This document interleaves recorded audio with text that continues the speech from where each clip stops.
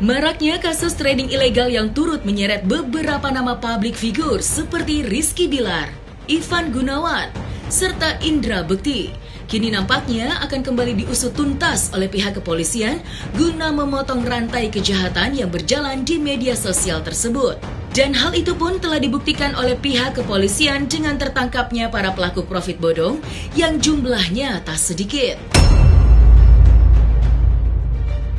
Mengenai beredarnya kasus yang menimbulkan kerugian bagi masyarakat luas, pihak kepolisian pun akhirnya memberikan pernyataan resmi terkait kasus kejahatan yang saat ini ramai beredar di tanah air. Lantas, seperti apakah pernyataan resmi pihak kepolisian mengenai kasus trading yang saat ini juga menyeret nama-nama artis ternama? Hari ini kita akan mengekspos perkembangan perkara. Yang pertama, perkembangan tindak pidana binomo, di mana hari ini kami menyampaikan ada 3 tersangka. Yang pertama BEN Brian, kemudian kedua adalah FSP itu Fakar, yang ketiga yang baru ketangkap kemarin adalah WMN atau namanya Wiki. Peranan dari Brian sudah saya sampaikan, adalah selaku perwakilan ataupun binomo Indonesia, yang sampaikan bahwa dia pernah belajar di Rusia dan dia menjadi komplain, jadi manajer binomo Indonesia. Kemudian Fakar, ya, kita tahu bahwa dia adalah sebagai ikatan guru ataupun rekan dari saudara Ika. Fakar juga merupakan yang memainkan tentang binomo tersebut. Yang ketiga, Wiki, ini adalah orang atau admin dari saudara Ika. Ini perkembangan dari kasus binomo. Masih ada beberapa tersangka yang akan kita ungkap dalam waktu yang akan depan. Tapi yang sampai hari ini kasusnya binomo sudah menjadi 4 tersangka. Kemudian nanti pendalaman bisa dijelaskan oleh para kasubdit. Kemudian terkait ini 3 orang ini satu juga ini 1, 2, 3 ya. Ada 3. Jadi langsung saja. Kemudian terkait dengan kasus dari Fahrenheit robot trading, kami berhasil menangkap saudara HS yang ini ya, saudara HS. Dia sebagai Direktur Utama PT Fahrenheit System Pro Academy Pro. Robot trading tersebut ini merugikan kurang lebih dari 550 korban pengadu, kurang lebih kerugiannya mencapai 480 miliar. Korban yang sudah diperiksa saat ini itu 16 orang dan saksi ada 18 orang. Jadi yang baru kami periksa 35 orang dengan total 88 miliar. Modusnya Fahrenheit ini adalah dia mengaku mempunyai izin resmi dari pemerintah. Artinya dalam promosinya dia menyampaikan Fahrenheit ini adalah suatu perusahaan yang berizin dan legal di Indonesia. Ternyata setelah kami dalami tidak berizin. Kemudian dia sampaikan ada keuntungan tetap 1 hari 1%, maksimal 25%.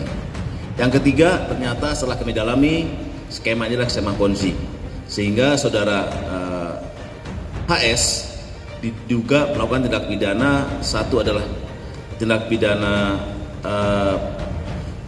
perdagangan pasal 105, 106 Undang-Undang Perdagangan, pasal Undang-Undang Konsumen, dan TPPU. Ancaman hukumannya maksimal TPPU 20 tahun. Yang ketiga, ini juga kita masih dalami lagi karena kami duga masih ada beberapa tersangka yang belum kami dalami dan kami ungkap dalam waktu yang akan datang. Samping ini juga bahwa kasus Fahrenheit juga ditangani oleh Polda Metro, ya. Yang kami dengar ada 4 tersangka. Nanti perkembangan kita akan sampaikan lebih lanjut. Yang ketiga, rekan sekalian, terkait dengan robot trading DNA Pro. Dari 9 tersangka yang kami tetapkan, sudah ada 4 tersangka yang kita tangkap, yaitu adalah saudara RS, Robi, R juga Russell, kemudian Y, Yosua, dan Frankie. Ini ada 4. Ya, tersangka ini kami masih dalam lagi tersangka lainnya yang mudah-mudahan juga dalam waktu dekat akan kami ungkap dan kami tangkap para pelakunya.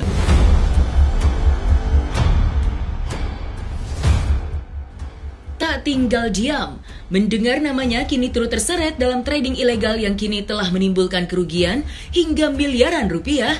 Kini, Rizky Bilar pun akhirnya memberikan penjelasan mengenai namanya yang saat ini sering disebut-sebut dalam salah satu jajaran public figure yang terseret kasus investasi ilegal.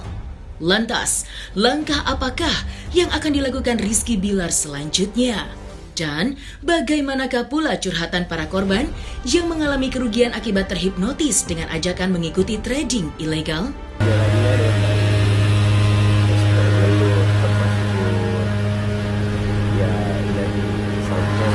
Setiap cobaan kan kita tidak mungkin melampaui batas kemampuan kita. Oh iya dong, sebagai warga negara yang taat peraturan, saya harus selalu hadir memenuhi panggilan yang ada. Memang pihak yang berwajib untuk keterangan dari saya, pasti saya akan memberikan keterangan sejelas-jelasnya tanpa kurang atau tanpa dilebihkan. Saya adalah salah satu yang melapor kasus dari robot trading DNA Pro. Ya, banyak sekali dari korban-korban yang mengalami, teman-teman kami yang mungkin ada yang sudah bunuh diri, korban jiwa, bahkan sampai putus sekolah, rumah tangga berantakan, ya, akibat dari DNA Pro yang menjanjikan WD pasti cair tapi mengalami keterlambatan. Nah, sedangkan mereka pemimpin, leader-leader, upline di atas kita, ini hidupnya malah enak-enakan. Ya, seperti kayak gini, bermewah-mewah. Ini yang kalian lihat ya, bisa ya. Nah, ya. Tuh, ya. Ini mereka sedang menghitung pendapatan mereka siapa yang paling tertinggi. Di sini disebutin 22,5 miliar per satu pemimpin, per satu co-founder. Nah, kenapa Pak? Oh ya, ini dalam sebulan, pendapatan mereka dalam sebulan 22,5 miliar. Ya, ini per satu co-founder.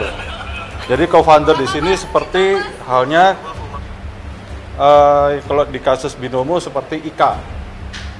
Ya, seperti IKA, ini satu IKA berarti. Dan sedangkan di DNA Pro ini ada total ada 14 IKA. Jadi bayangin aja ada berapa kerugian masyarakat Indonesia di sini, ya. Itu aja dari saya, ya. Terima kasih.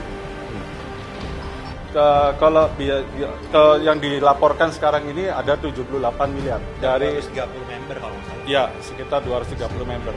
Terlapornya kira-kira 46 orang. Banyak. Dan saat ini 46 orang, mungkin bisa lebih lagi nanti kalau mungkin pada saat kalau kasusnya. yang terlapor nanti kuasa hukum kami yang akan menceritakan kepada teman-teman di sini ya, supaya lebih jelas. Soalnya takutnya nanti kurang detail ya. Kalau nanti kuasa hukum kami yang menyatakan kepada teman-teman kan lebih detail dan masyarakat jadi lebih aware loh. Berapa jumlahnya, siapa korbannya, dan siapa yang menjadi otak di dalam kasus ini. Paling co-founder ini foto bareng dengan siapa ya, Rizky Bilar ya, dengan uang setumpuk yang banyak, dengan itu penyelenggara dari DNA yang saya lihat, Rizky Bilar sama si Lesti ya, ada fotonya, videonya semua. Jadi mereka itu tidak berbicara, hanya ada foto beserta uang satu koper dengan co-founder yang saya laporin ini juga.